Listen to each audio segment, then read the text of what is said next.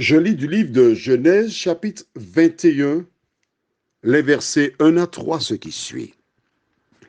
L'Éternel se souvint de ce qu'il avait dit à Sarah. Et l'Éternel accomplit pour Sarah ce qu'il avait promis. Sarah devint enceinte et elle enfanta un fils à Abraham dans sa vieillesse, au temps fixé dont Dieu lui avait parlé. Abraham donna le nom d'Isaac au fils qui lui était né, que Sarah lui avait enfanté. Prions. Notre Seigneur et notre Dieu, quelle belle histoire.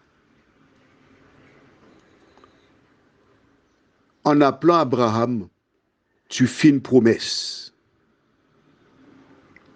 L'année précédant la naissance d'Isaac, tu vas lui dire, à la même époque, je viendrai et Sarah aura un fils.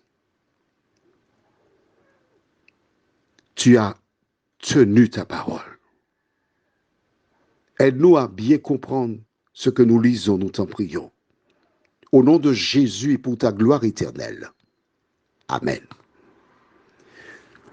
Je rappelle à celles et ceux qui découvrent seulement maintenant ces WhatsApp que nous sommes en train d'étudier l'histoire du peuple juif.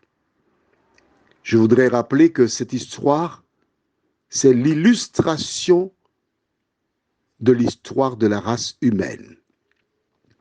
Dieu créa Adam et Ève libres, tentés par le diable. Ils transgressèrent la loi de Dieu, ils péchèrent. Car Dieu avait dit, le jour où tu en mangeras, tu mourras. Nous avons vu que Romains 6, 23 déclare, car le salaire du péché, c'est la mort, mais le don gratuit de Dieu, c'est la vie éternelle en Jésus-Christ. Et puisque le salaire du péché, c'est la mort, il était naturel pour nous d'identifier ce que la Bible appelle le péché.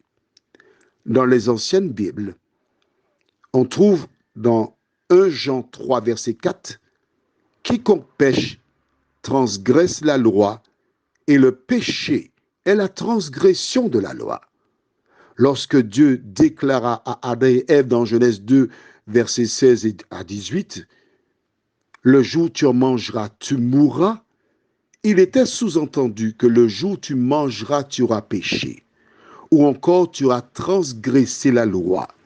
Et parce que tu auras péché, parce que tu auras transgressé la loi, tu vas mourir, car le salaire du péché, c'est la mort. Le péché entra donc dans le monde à partir d'Adam et Ève. Dans Romains 5, verset 12, la Bible déclare, c'est pourquoi, comme par un seul homme, le péché est entré dans le monde, et par le péché la mort, et qu'ainsi la mort s'est étendue sur tous les hommes, parce que tous ont péché.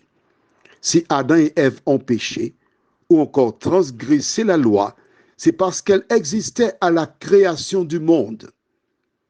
À partir de ce moment, l'homme devint un esclave. Jacob, petit-fils d'Abraham, arriva en Égypte. Ils étaient 66. Dans ce pays se trouvait déjà son avant-dernier fils, Joseph, son épouse et ses 2 fils. Le total des membres de la famille de Jacob s'élevait à 70 personnes. Ils étaient libres. Jusqu'au jour où, devant l'importance de ce peuple, un pharaon décida de faire d'eux des esclaves pour protéger son pays.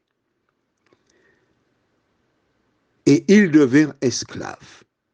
Dieu avait déclaré à Adam et Ève que la postérité d'Ève écraserait la tête du serpent. Ce dernier le blesserait au talon.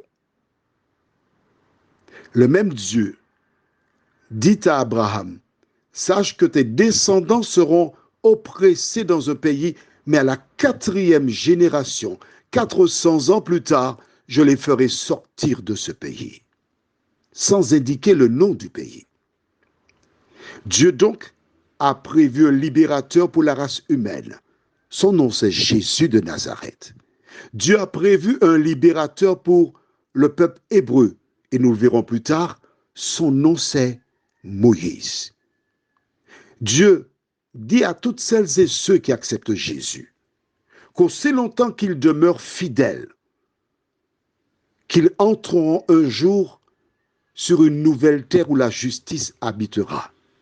Les enfants d'Israël laissèrent l'Égypte et partirent vers un pays où coulait le lait et le miel, un paradis terrestre. Dans les versets que nous lisons aujourd'hui, il se trouve que Dieu avait fait la promesse qu'ils auraient eu un fils. Mais âgé de 100 années, sa femme de 90, pour Sarah, c'était impossible.